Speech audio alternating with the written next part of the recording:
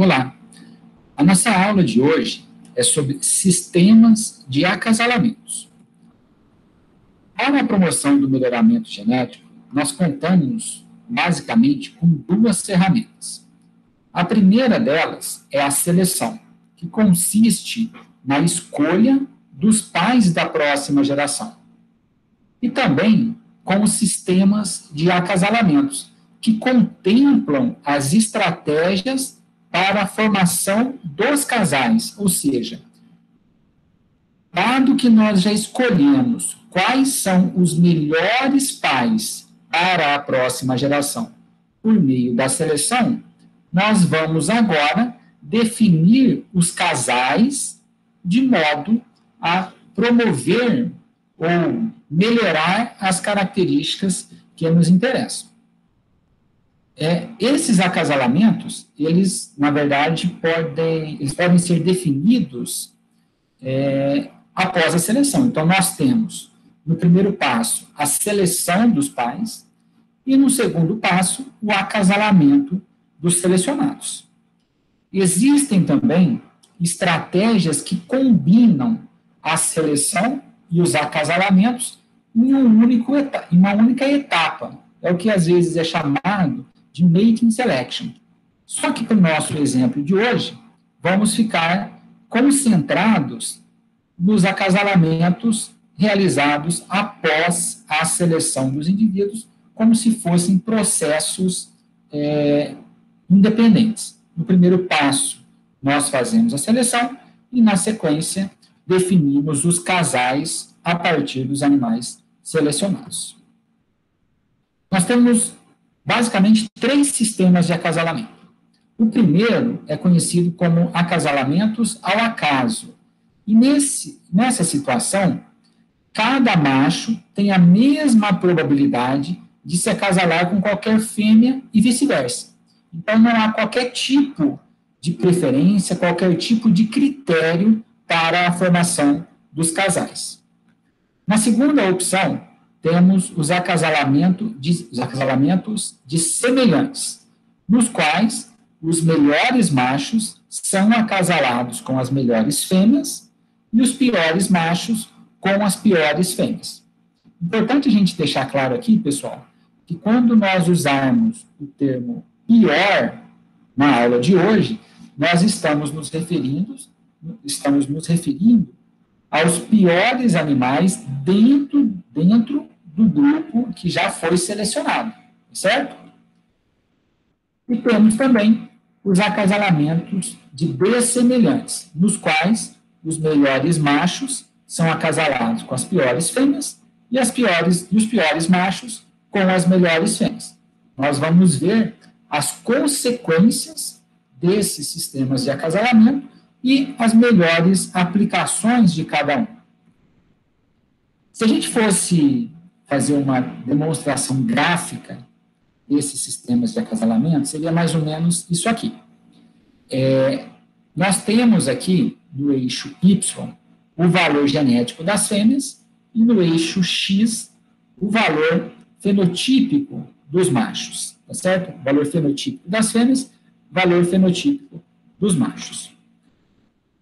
Nos acasalamentos ao acaso, não há qualquer associação entre os méritos de fêmeas e de machos.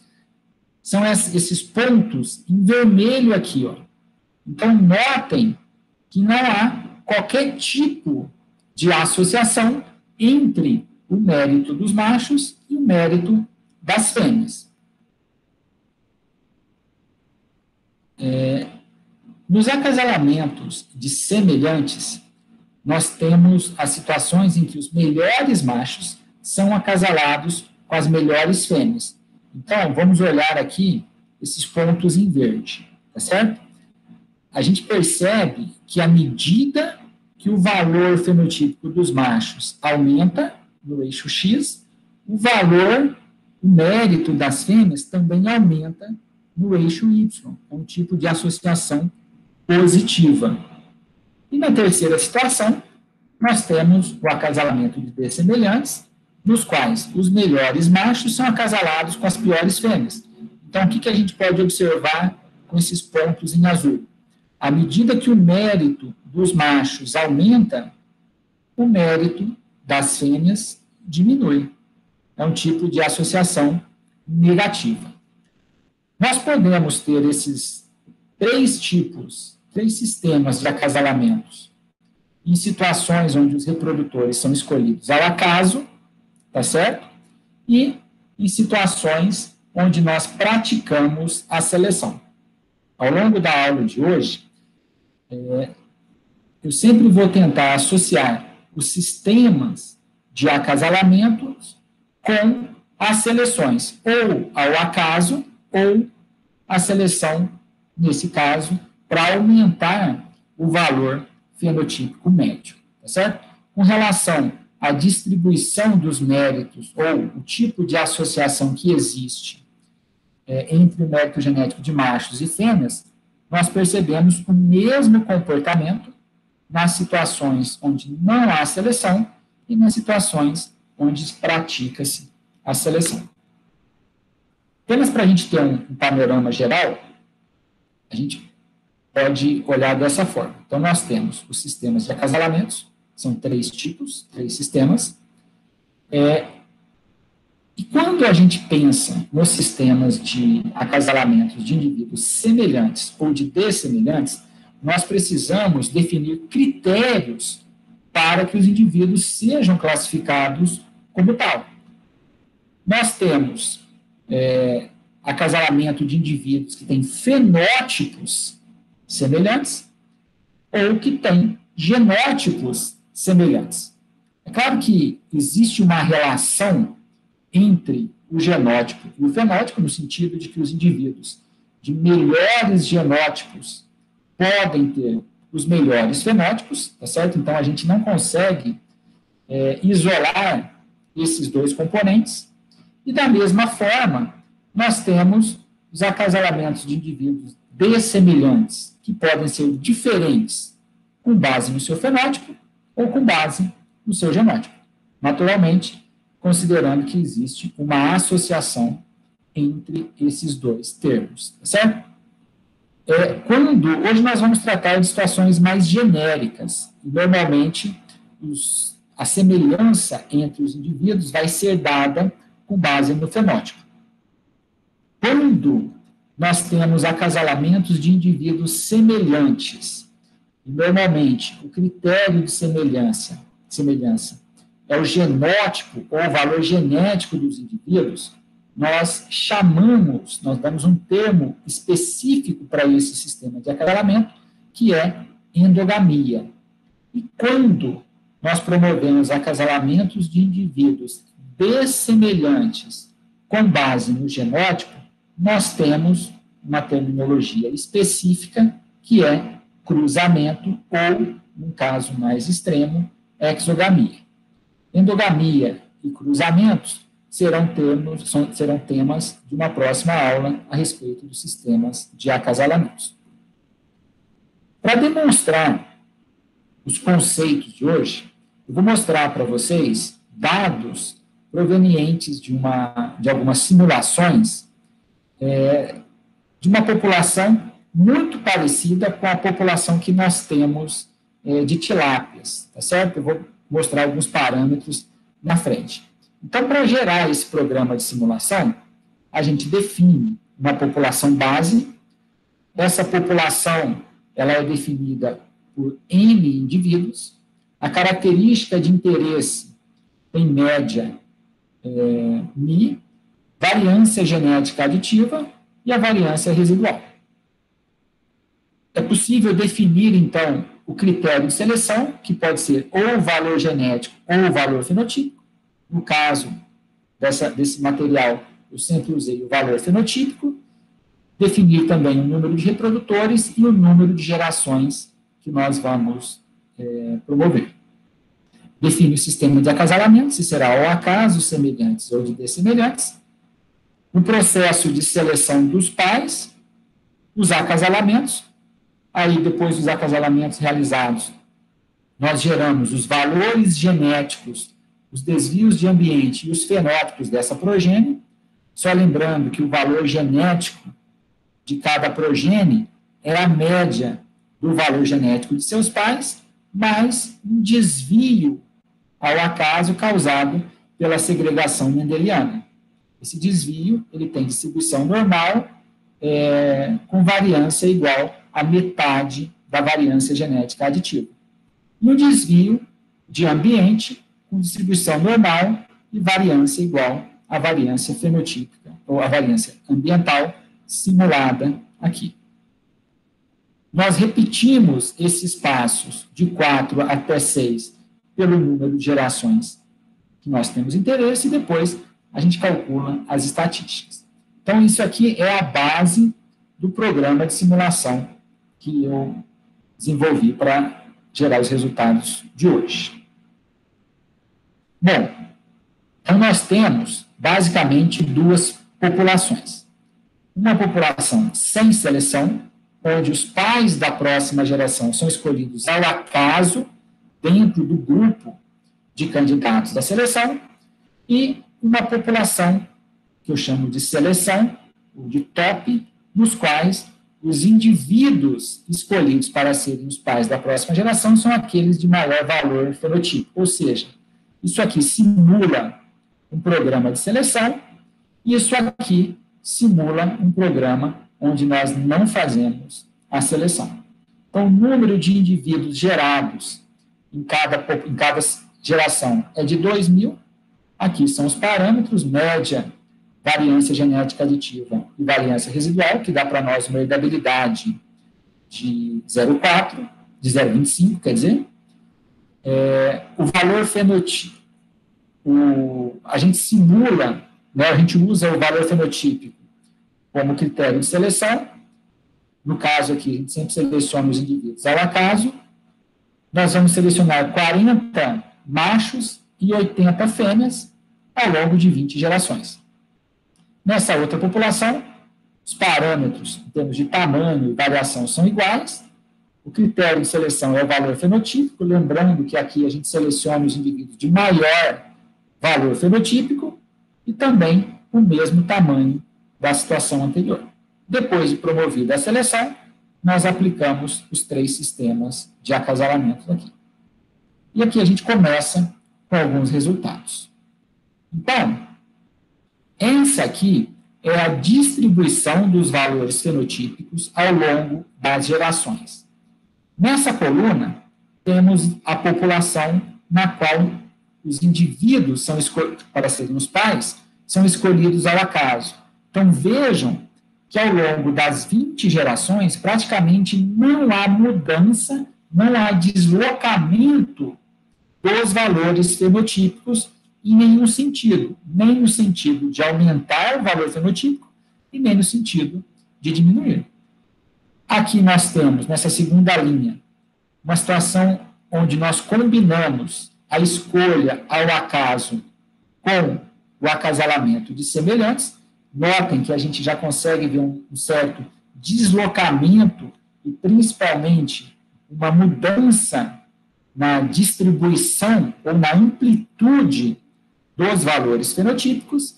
E aqui nós temos também uma situação onde os reprodutores são escolhidos ao acaso, mas são realizados acasalamentos de dessemelhantes. Tá certo? Então, as distribuições ao longo das gerações variam pouco, e, portanto, são sempre sobrepostas, e aqui nós temos uma situação combinando-se a seleção para aumentar o valor fenotípico com os 3 sistemas de acasalamentos. O que fica mais claro aqui?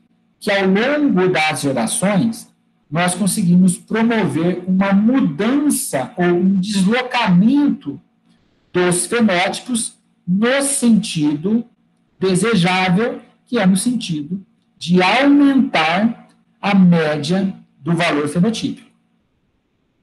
Esse outro gráfico aqui, ele é, na verdade, o resultado desses gráficos aqui. Simplesmente, ao invés de apresentar a distribuição dos fenótipos, eu calculo a média dos valores fenotípicos em cada geração. Então, quando os indivíduos são escolhidos ao acaso, a gente tem uma mudança muito pequena na média do valor fenotípico ao longo das gerações. Já quando nós temos a seleção, nós conseguimos promover mudanças mais significativas no fenótipo, que é o que nós desejamos em programas de melhoramento genético. Mas também a gente vai tentar ilustrar como que a seleção altera as distribuições e as médias dos fenótipos. O efeito da seleção é muito maior sobre a média dos fenótipos, mas ela também tende a reduzir a variabilidade, ela tende a reduzir essa amplitude de fenótipos que nós observamos aqui. O efeito dos sistemas de acasalamento, ele é, sobre a mudança das médias, ele é pequeno. Então, a gente quase não tem diferenças entre essas linhas aqui, sendo que cada linha representa um sistema de acasalamento na população selecionada, e, às vezes, nós precisaríamos de muitas gerações de seleção para conseguir identificar algum tipo de efeito. Nesse exemplo, eu simulei apenas 20 gerações, porque isso dá um intervalo de tempo, principalmente com a experiência que a gente tem no programa de melhoramento genético de tilápias, que é um período de tempo razoável para um programa de melhoramento animal. Agora, o que acontece com a evolução dessas variâncias fenotípicas ao longo das gerações? É isso que a gente estava falando no exemplo anterior. Quando nós, na ausência de seleção, que é o que a gente tem nesse caso aqui, a promoção de acasalamentos de semelhantes aumenta a variabilidade. Isso está demonstrado aqui, ó. Por quê? Porque existe aumento da existência de fenótipos extremos. Esses fenótipos extremos, que são causados quando nós acasalamos os melhores machos com as melhores fêmeas e os piores machos com as piores fêmeas, esses fenótipos, eles se mantêm na população e eles são responsáveis por uma maior amplitude dos fenótipos e também por uma maior variabilidade dos fenótipos. Já os acasalamentos de dessemelhantes, são também acasalamentos corretivos, eles tendem a reduzir a variabilidade. Por quê? Porque nós acasalamos os melhores machos com as piores fêmeas e isso proporciona o aumento da frequência de fenótipos intermediários.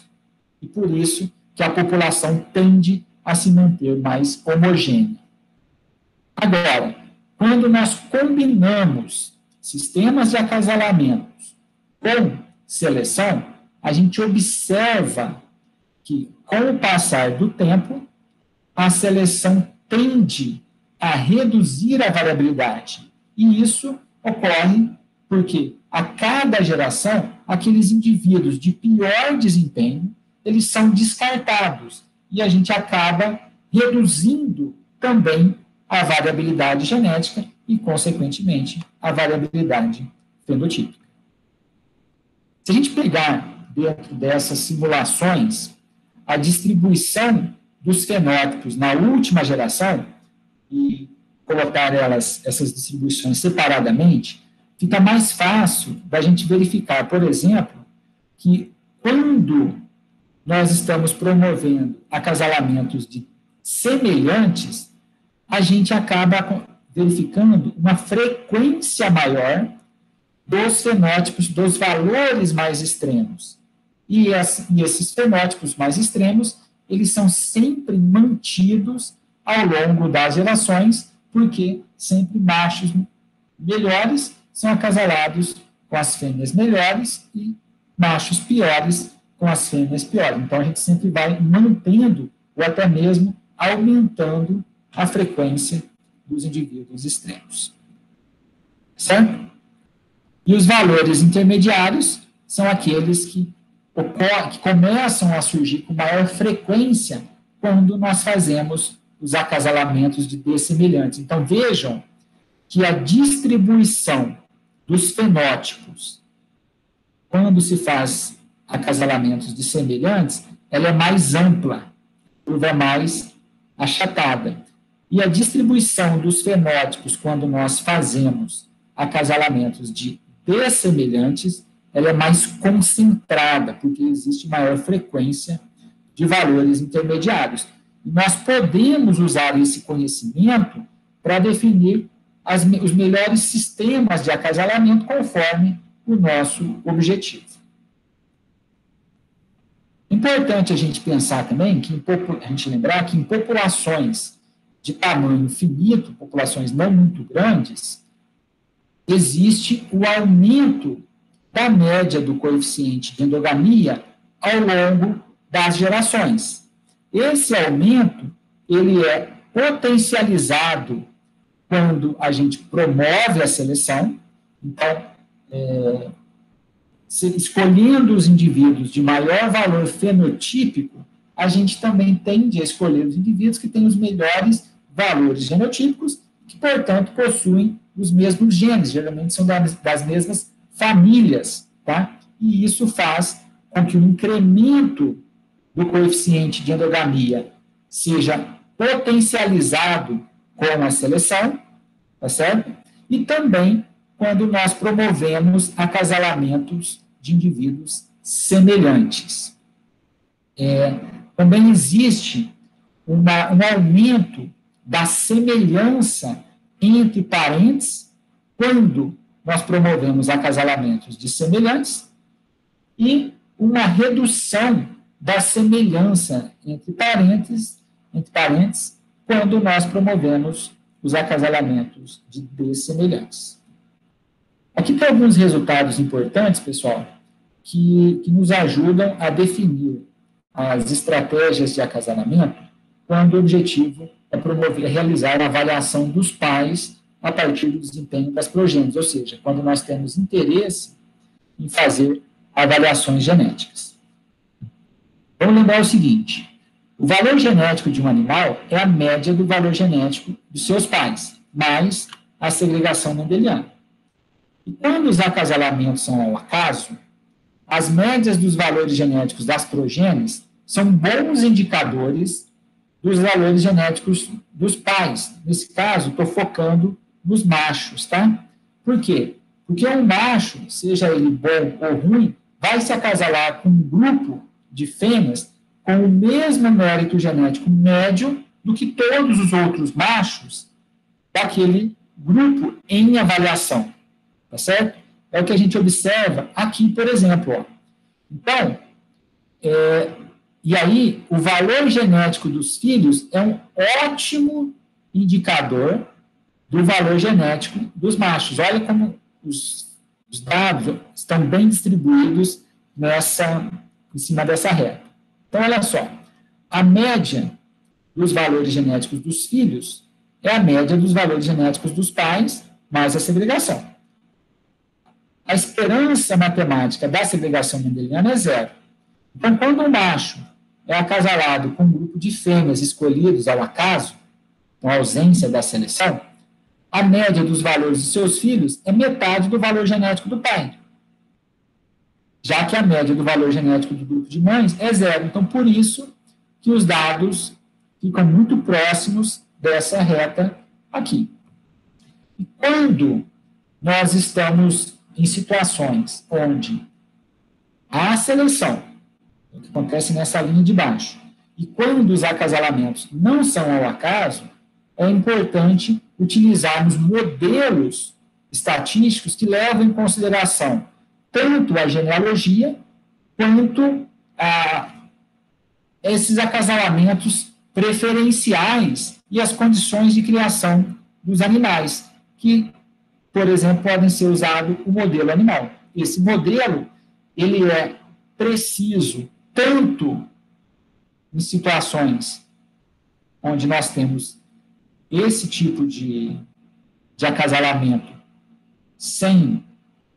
com escolha ao acaso dos reprodutores, ou quando nós temos vários tipos de acasalamentos combinados com a seleção.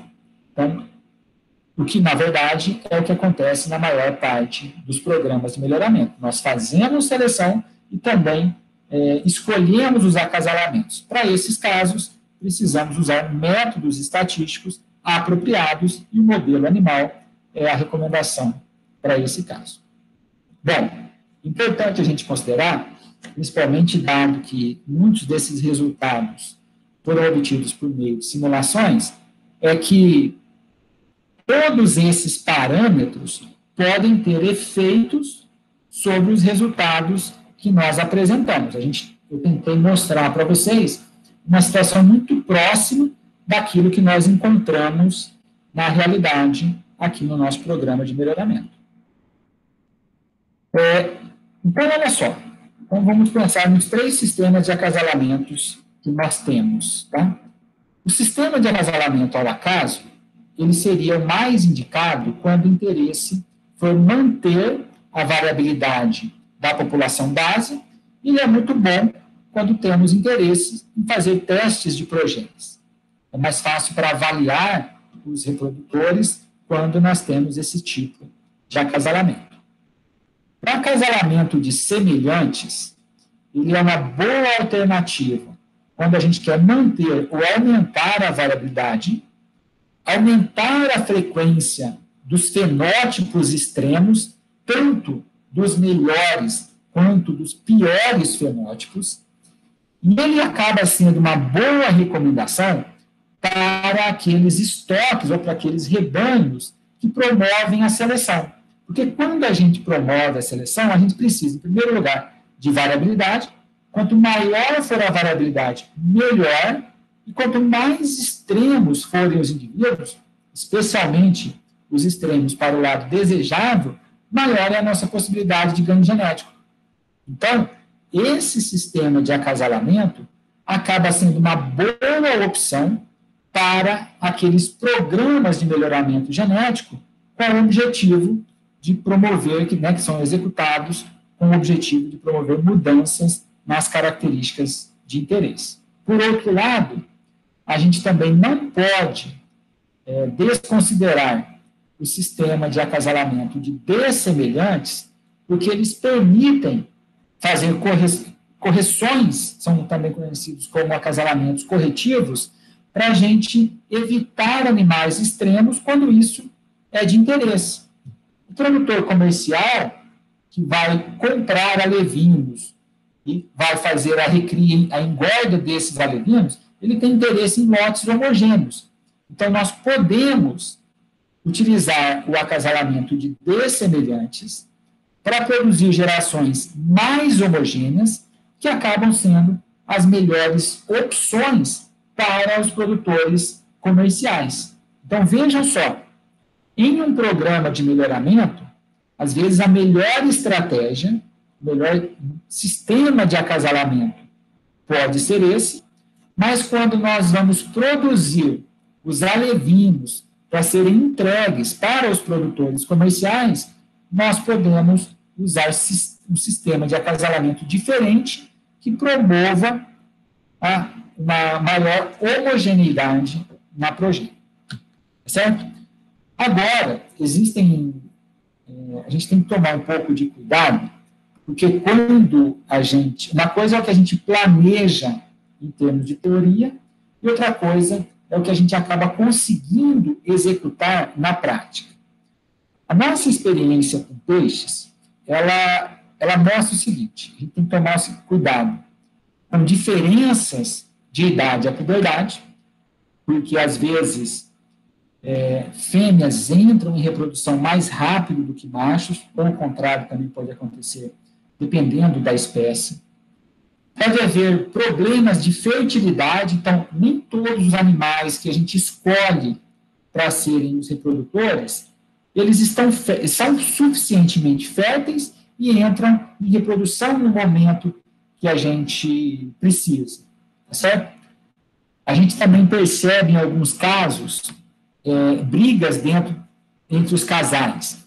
Então, pode acontecer da gente definir um casal pelo macho X e pela fêmea Y, e quando a gente vai promover o acasalamento, eles brigam por algum motivo que a gente desconhece, ou por diferenças de tamanho, ou por estresse, ou por alguma outra coisa, eles brigam e não conseguem se reproduzir, tá certo? Às vezes o manejo inadequado, às vezes nós não conseguimos controlar todas as variáveis que são importantes ao longo do processo, e a fase de reprodução faz parte do processo de melhoramento. Existem situações também em que a gente tem erros na identificação dos animais, ou por um problema na numeração, ou no chip, ou até mesmo na planilha que faz os acasalamentos. A gente tem que tomar cuidado com isso para que os acasalamentos executados sejam o mais próximos possíveis dos acasalamentos planejados. Em alguns casos, a estrutura física limita a execução dos acasalamentos que a gente planeja, então nós temos que tomar muito cuidado com isso, porque a gente viu que o planejamento dos acasalamentos pode auxiliar na evolução da população ao longo do tempo, ela pode auxiliar no ganho genético. Só que se nós não conseguirmos executar os acasalamentos que foram planejados, a gente deixa de capitalizar os benefícios dos sistemas de acasalamento dentro do programa de melhoramento. Em outras espécies, tá? Aí pode ser para bovinos, aves, suínos, a gente tem, às vezes, que tomar cuidado com a disponibilidade de material genético, questão de sêmen, se tem sêmen sexado, se o sêmen tem boa fertilidade, alguns problemas com características que nem sempre são consideradas no processo de avaliação genética e também não são levadas em consideração no acasalamento, como morfologia, pigmentação. Isso normalmente é um caso que a gente tem que tomar cuidado em bovinos, tá? Mas é importante a gente tomar cuidado com tudo. O que eu queria, de modo geral, deixar claro com esse slide é que nós temos que ter um bom planejamento para evitar problemas.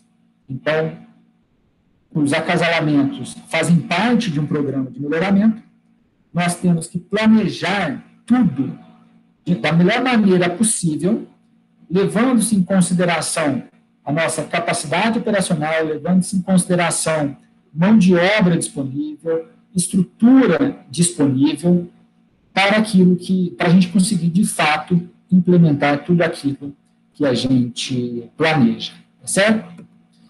Aqui tem algumas referências para o conteúdo dessa aula.